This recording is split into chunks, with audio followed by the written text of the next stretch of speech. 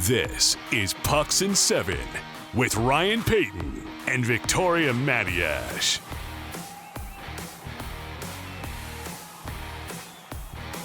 The 2025 NHL Draft is set to go on Friday in Los Angeles with round one, rounds 2 through 7 on Saturday. It is a busy, busy time for many. Very busy for the man that we have on this program, Shane Malloy, Hockey Prospects Radio, on a channel that we both know quite well, Sirius XM, NHL Network Radio, NBA Hockey Management. He's an author, PhDC at UNB. Shane, you're missing 4 letters. You want to know what the 4 letters are? Yeah, you're missing 4. Well, what are my letters? BOTB.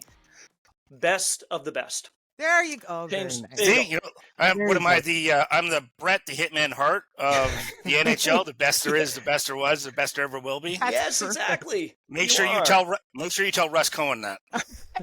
Will do. I will. Yeah, I'm sure he'll have something to say to me about that. He'll say some other words with letters. Shane, good to have you on. Lots going on. We'll get into some other things too outside the draft. The Hockey Hall of Fame selections, of course. Some UFAs right now. We'll go 77 seconds in with you as well. But let's begin with the draft. Again, round 1 coming up on Friday. You are all over this. Convince me that outside the top 2, it's still a rather sexy, interesting draft. Oh, extremely. Okay. Like you have centermen coming down the pipe. Like you have some really excellent two-way centermen who have offensive upside. You got a power forward in Porter Martone. You have like some skilled small forwards in Hagens and Eklund. Mm-hmm. And you have a run of defensemen that'll probably happen around 9 or 10 as well. So I know there's this, I guess, narrative that this is a weak draft. I'd say in terms of quality, it will probably play out similar to every other draft. That's about average to above average. It's just a quantity. And it sort of falls off around 50 for me. And generally, I'm about 60 players. Because on a historical average, it's 59 players will play 200 games or more, which is like the lowest barometer that I gauge at. So I'm not sure if COVID has impacted this draft class. We may not know for 5 or more years, or whether it's a cycle. Right. 2000. Well, no, actually, it was 1999 was the low water mark of drafts. It was terrible. Only 41 players played 200 games. I know everybody's now looking it up. They're looking up that draft to see who's in there. 100%. And then 2015 was the high water mark. It's 71 players. Yeah. So, and that, continues to evolve. So that's why I do a lot of historical research. I'm trying to find a frame of reference to understand what's really going on and which players actually, make it to the NHL and play. Because we talk every year, we sort of almost forget about what happened. True. And then I got to go back and take a look. I'm like, okay, what really happened? And then you go, oh, interesting. And I think this year with Florida winning, I know everybody's jumping on the whole like gritty kind of players is what we need, but that really hasn't changed. The LA Kings were just like Florida, and Tampa had a lot of gritty and nasty players on their lineup. And then so did Vegas, and so did St. Louis. Yeah, true. It's like the only team that really was more skill-based comparative to the last Stanley Cup champions was Colorado. So this hasn't really changed. Sometimes we get caught in the media of a certain narrative. Right. And then we run with it for a that while. Never happens. Shane, that never happens. No. God, no. No. Like, no, yeah, we are known for that. Definitely, right? So we're our own worst enemies. As my wife likes to say, hey, buddy, look in the mirror. Right. So absolutely. I think sometimes we have to go back and look at those circumstances and go, oh, okay, well, the game really hasn't changed. Yep. It's just like, what do we want to change or what are we jumping on the bandwagon of? And I try to avoid that as much as I can. So sure. But it's hard because we're human beings. We tend to do that.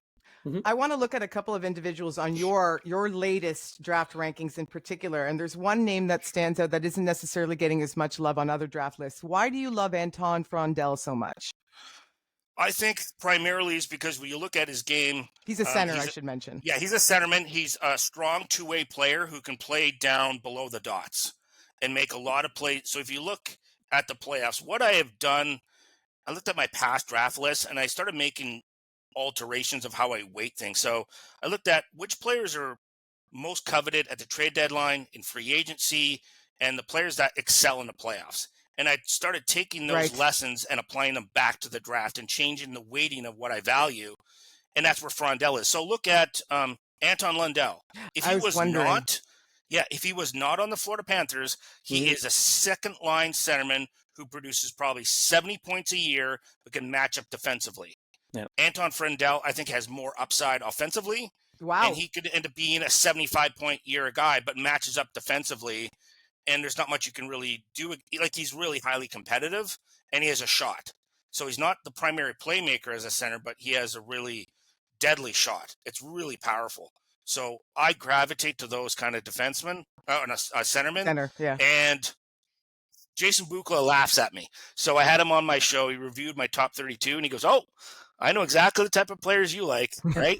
Lanky mobile defensemen that are angry, the trolls with a stick, right? I'm going to beat you to death. And then I want big forwards up and down the wing, banging and crashing, and the two-way centerman. That's what I like, because I like winning in the playoffs. So I think my list definitely reflect that. However, that doesn't mean I'm not going to go after a smaller skill player, but they have to have a B game. And the majority of the time when I talk about the draft, again, Bukla laughed at me again, is we end up talking about the B game of players more than our actual A game. Is when you don't play, you look at it this way. If you're a really good forward, say you're playing 18 minutes a game, how much time do you actually have the puck on your stick? Yeah, is that 5%? Mm-hmm. So 95% of the time, you don't have the puck in your stick. That's an interesting perspective. I don't think we're reminded of quite often. No, we're not. What are you doing the rest of the time? Right. Yeah. What are you doing the rest of the time to help your team win, whether your team has the puck or you don't? It's interesting. And so when I look at it from that perspective, I look for the B game. So a lot of my players is how strong is their B game? It's the trying to navigate the difference between the player's ceiling and their floor. And I really draft to the floor. And a lot of that is based on their cognitive performance. I go back and look for statistical analytical markers that tell me something about how they behave in the toughest environments they play in. Fair enough. If they don't execute in those areas, I diminish. I put them down farther down my list, because when the talent pool compresses, the American League, and then again at the NHL, if you can't do it at those leagues, how are you supposed to be able to do that? Like how are you supposed to respond? I had a bunch of guys, I love them to death, and I'll see one of them, particularly at the draft, actually two of them, and they were ripping me about where I had Michael Rasmussen in the draft. I had him at 29th. Everybody else had him really high. He went 9th overall. Can I just interrupt for a sec? Sure. Does anyone compliment you? Because you have people laughing at you, and now you have people ripping you. Does anyone compliment you? You guys. That's why I come to your show, right? I gotta get away from Ross and all the other guys. Like, it's also like I'm just kidding. I'm kidding. No, it's all good. That's how you learn. I'll take the barbs. That's why I put out my list first. I put it out May 15th. I will take the slings and arrows and the burning oil coming through the door. I respect that. I'm okay. You're saying Michael Rasmussen. What were you saying? So what happened was we're sitting around in Buffalo at the pub talking, and they said, "Why do you have him at 29?" And there's no way this is going to happen. He's going to be a top two-line center. He has all these things. And I said, "Look, yes, he's 6'5". He can skate in a straight line. He can shoot the puck through a barn door. However, the majority of his statistics and his points were produced at home against teams below 500 on the power play, on back-to-back nights and three and four nights, but usually just back-to-back nights on the road against teams above 500, 600, 700. He didn't produce unless it was a power play. So he wasn't producing 5-on-5. So I looked at those cognitive markers and said, well, here's his behavior. What are his habits? How is that going to translate? Sure. I think he's going to play in the NHL, but I don't think he's playing at a top two-line level. I think he'll play probably 600, 700, 800 games as a third liner, but I just didn't think he was going to make it. And I got ripped. Something hard. So every time I see this one individual and he knows who he is, I walk by him and I go, I don't even say hello first. I go, Rasmussen. Beautiful. And he rolls his eyes at me, and then we have a good laugh. Yeah, we go on from there. Who's going to shock us and surprise us? Sorry, Ryan, go ahead. Go ahead. No, I was going to go the top pick. The order from 5 up to 1. So Nashville, Utah, Chicago, San Jose, and the Islanders. Matthew Schaefer going to go 1. Matthew Darch said yesterday, and we're not trading him and whatever. And I understand you want to build a team. If you get a chance, obviously, to build a team around a top center, that's what you do. If you have a chance to build a team around a really good top-tier defenseman, if you have that opportunity, then I think you should go that way as well, even though the Islanders need scoring and need a second-line center. Compare for me Schaefer's game with a current defenseman in the league. I know it's, again, sample size, we haven't seen it yet, but what have you seen from him? I would say probably Sanderson from Ottawa because of the skating ability. Jake Sanderson, yeah. Yes, and the reason is I think a lot of Schaefer's game is predicated on his skating ability and his hockey sense. Mm-hmm. Like, I think sometimes we complicate our game, and I find it's really about creating time and space and taking away time and space. Mm-hmm. And that's what Schaefer's going to be able to do. He's going to blow up and wreck a lot of plays because he's able to take away time and space. He's in the right place, gap control, angles, stick, skating ability. So defensively, he's going to be able to do that. On top of the fact, he's going to wreck forechecks because he's so quick. Yeah, and he can map the game out. So he'll take a look, and he has really strong pattern recognition. He knows where his options are. Usually, your first option's your best, but he's so smart, he might be able to exploit second options on teams. So for that, I find really fascinating. Offensively, because he can transport the puck, he can jump into plays, he can quarterback a power play at number one. Mm-hmm. That's what I think really makes him special. For me, it's not just best player available. I find it a bit of a nebulous term, but I look at, if you're drafting a player, particularly in the first round, you're drafting them for your organization and potentially everybody else's, because there is a chance that you may trade them off. And if you're drafting a primary skilled forward who doesn't really have a B game, then your options are limited. They can either play on a second line or they don't play at all, and then do teams want them? Mm-hmm. And let's look, I'm not going to pick on Buffalo hard, but look at Buffalo's draft picks. Right. Like they have a lot of small skilled players, but they drafted so many in a row. Mm-hmm. Isaac Rosine and Noah Ostlund and Benson and Savoy. Now, to Benson's credit, he's really gritty, so that's a little bit different. But you can only do that so many times, and then does the rest of the marketplace even covet those players? Mm-hmm. Yeah. And look at what happened to the value of Zegras recently. So that's why I take those things into consideration in my list as well. Is it's not just for the team, but what it is to the value of in the entire league. What surprises can we expect this Friday night? Any like in terms of maybe teams making a trade or just going completely off board, or is there anything you're anticipating that you can smell ahead of time? Well, there could be a lot of trades. I don't like trades for players at the first round of the draft, especially. Why? I think the day should be about the prospects. Okay. Right? We have free agency, we have trade deadline, we have the NHL stuff. Like, look, and I know the majority of the focus is on NHL players, and I live on this island, right? Right. Myself, mostly. Now, there's a few guys out there too, a few people that do it, but I understand that. However, there's a lot of teams looking to make trades to upgrade, but there's not a lot of sellers. So I think I've been talking to guys, there's a lot of door knocking, but nobody's home.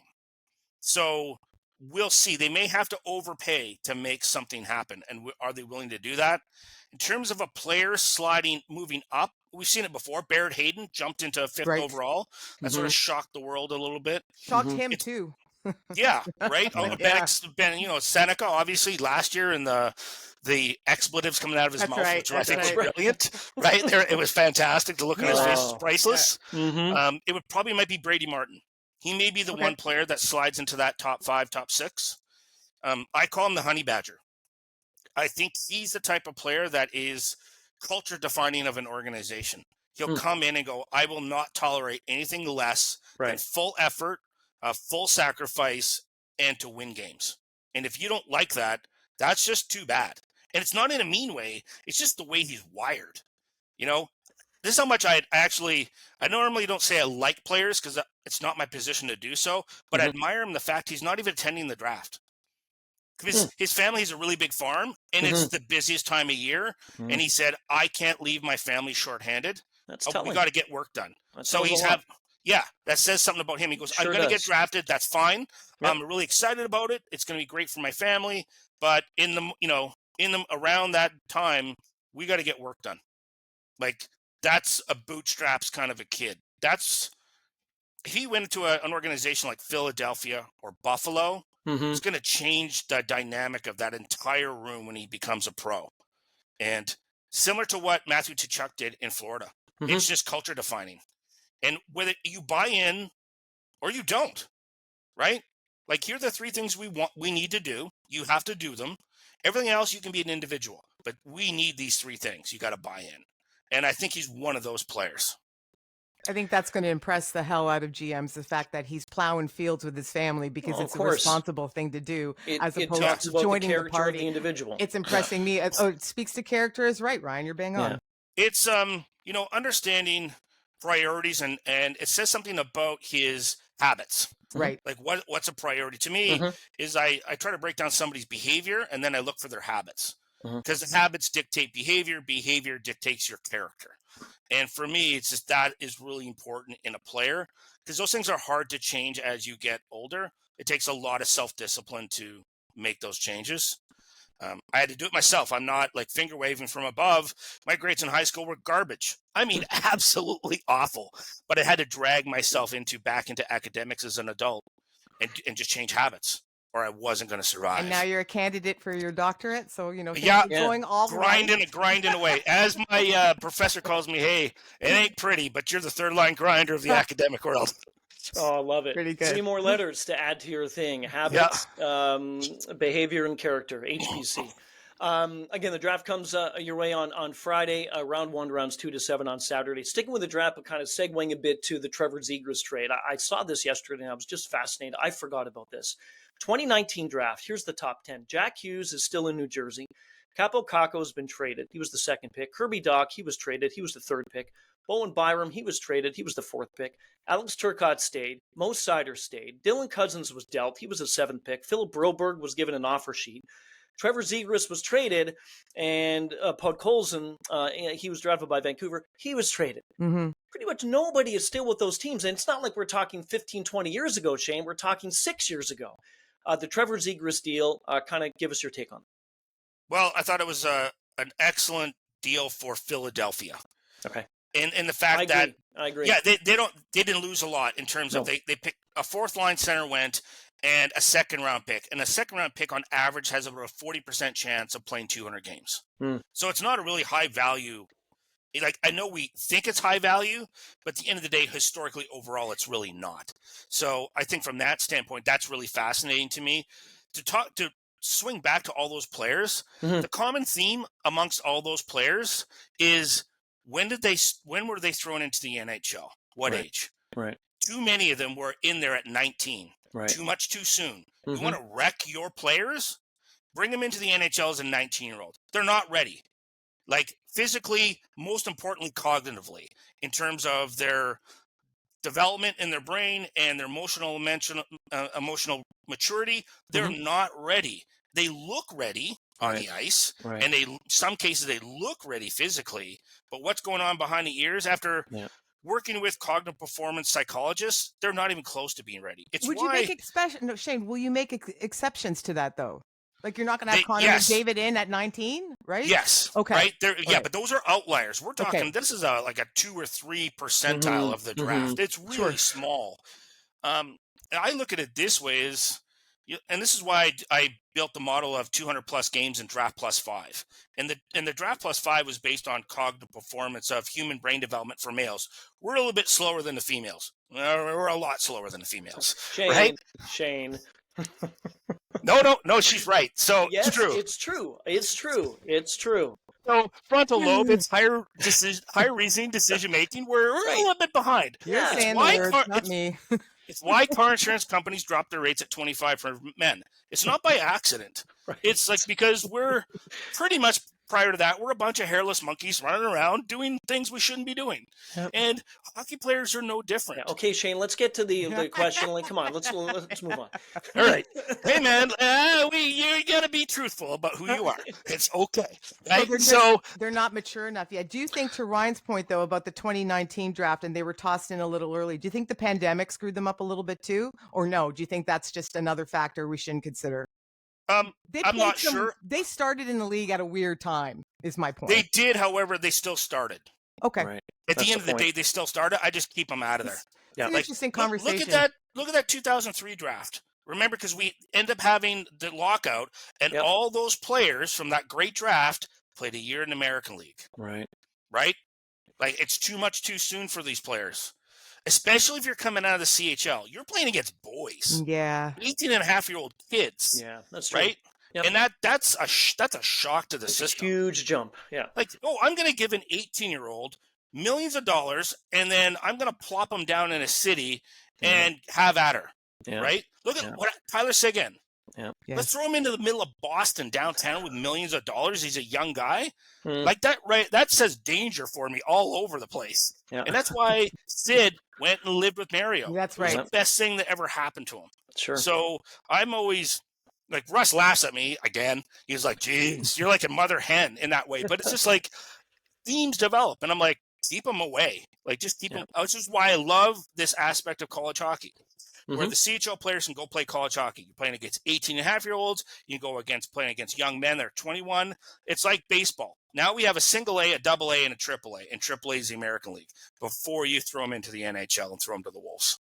If you had a kid who's a prospect in this game, and it was the route between junior hockey, the OHL, the WQ, whatever, or college, you would push the college route. I would have I'd be perfectly okay. Say, for instance, he plays as a 16-year-old. And, 16, 17, 18, he plays in the CHL. Then I'd have him go to college. One, because it's the education. Right. That saves his mom and dad a little bit of bank, right? So in that regard, so thank you for that. But also, it's a stepping stone of playing against bigger, faster, stronger, more mature, a more structured game. Like, college hockey is far more structured than, the CHL, particularly the Q. So I have a young one that plays hockey, and hopefully he skates better than his dad.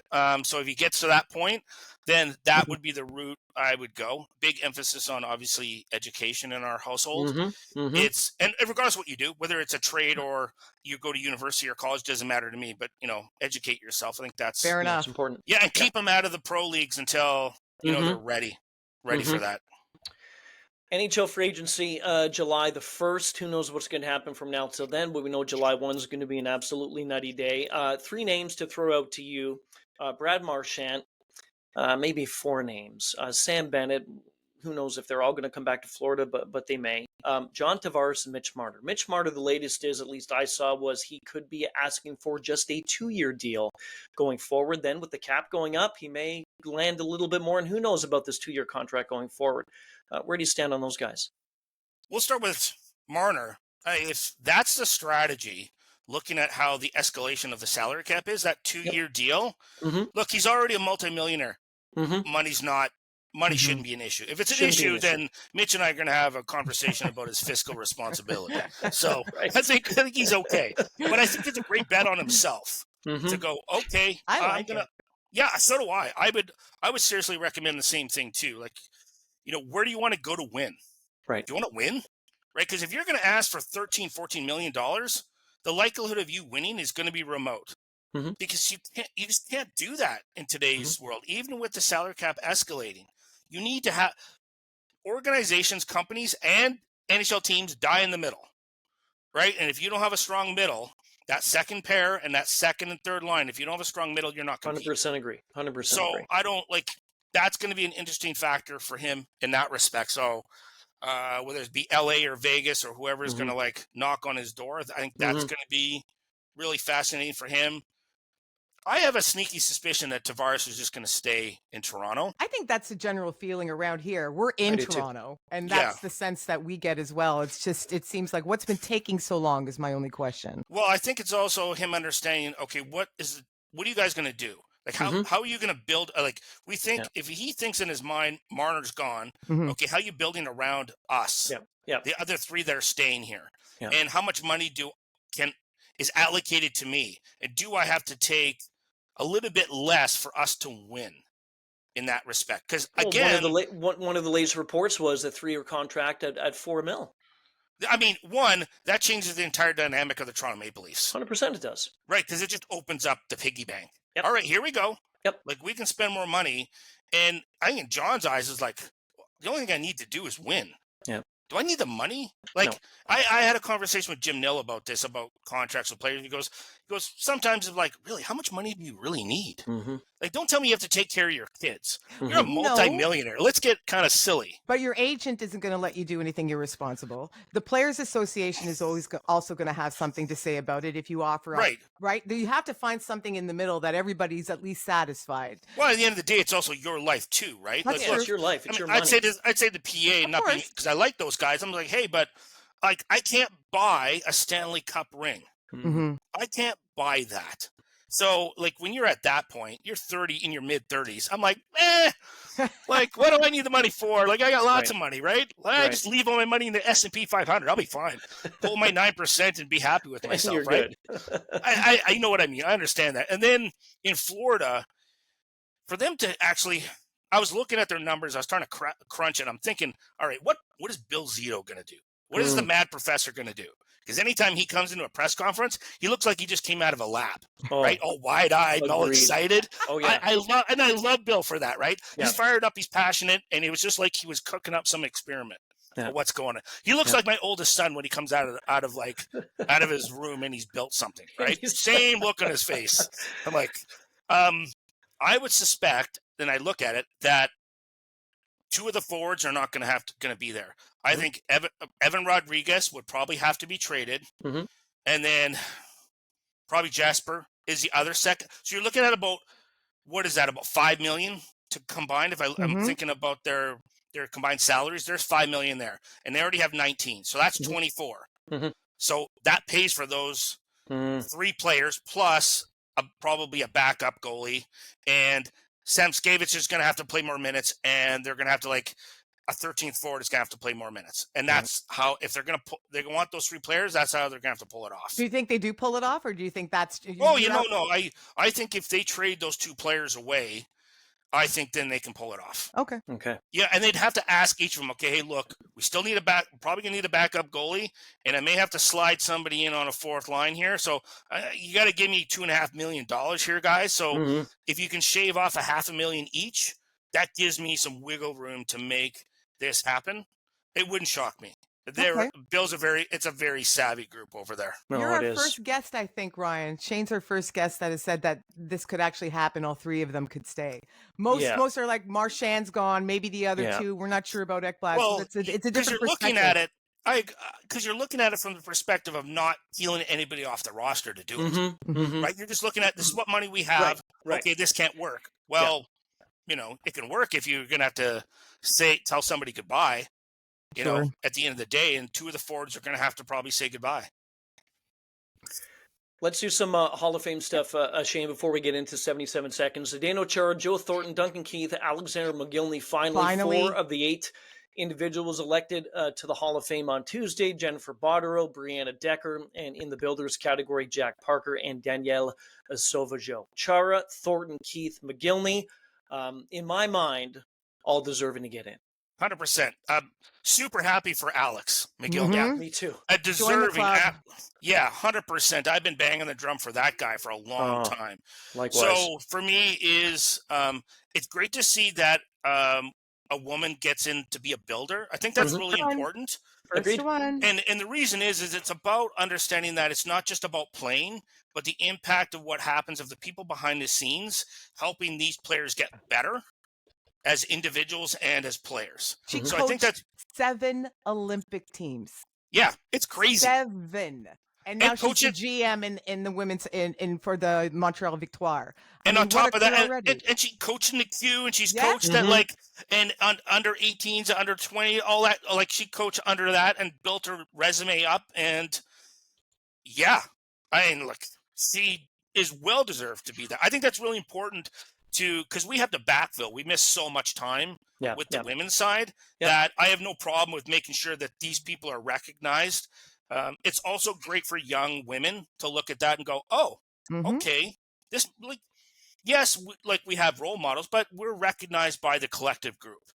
I think that's really important. I'm going to toss something out there. That was never something when little Vicky was growing up. You never thought you could be a GM of a hockey team. You never thought you could be a coach of a team, just because you have to see it to believe it, right? And we didn't have those examples out there. I was about a decade behind even playing at a serious level when the Wickenheisers came up and all that. So it's super important. I now go to PWHL games in Toronto and I see the little girls.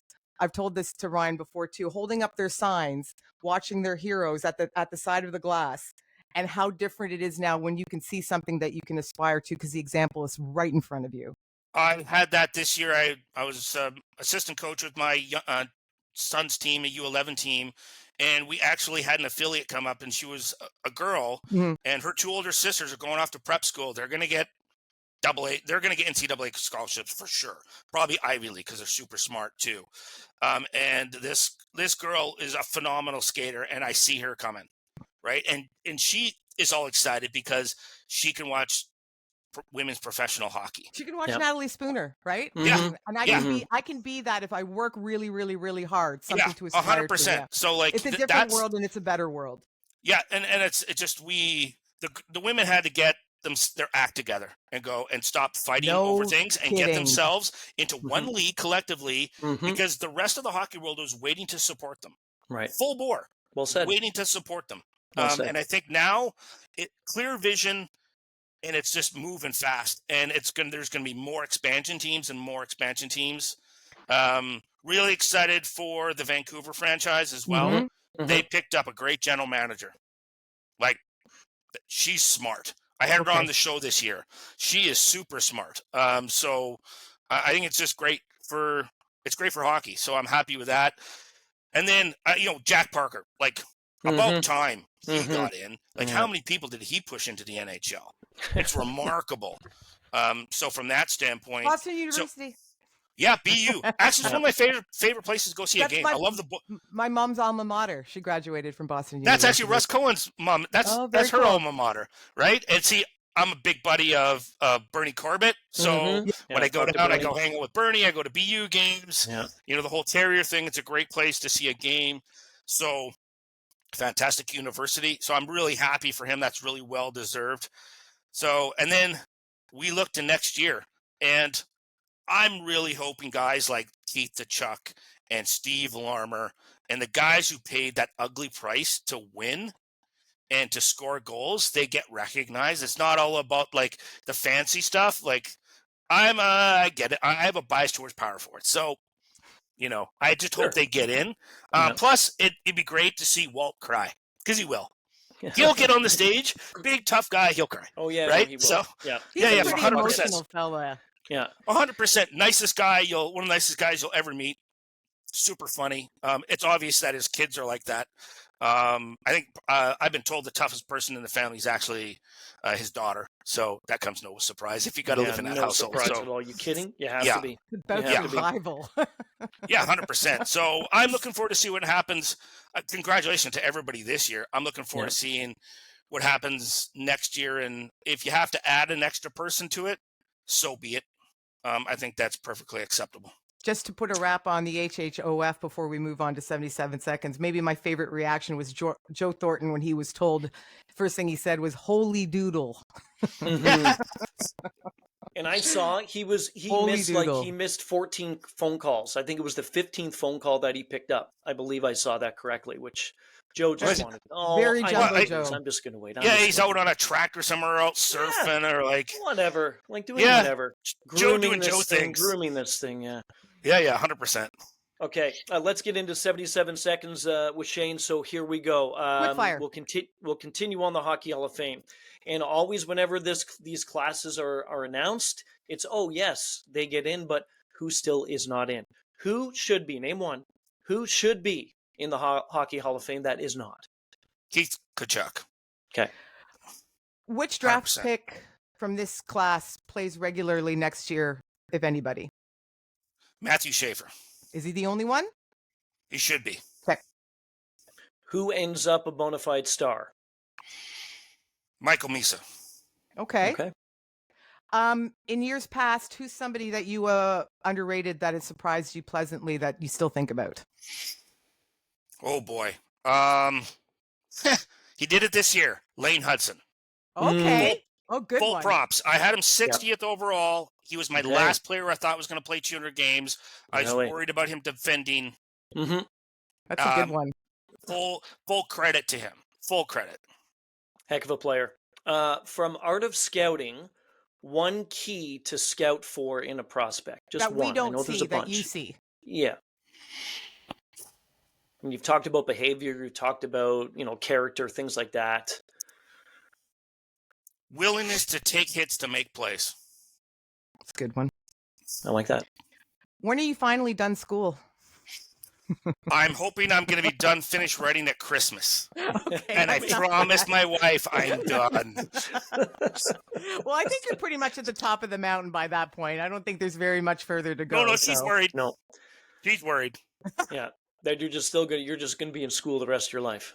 No, I promised I'd go, maybe I'll go teach and, go mess up some smart kids or something. All right. Right. So essentially still be in school. If you Yeah. think about it, Yeah. right? Favorite Malloy pastime went off the data clock. Mountain biking. Very I like nice. it. Yep.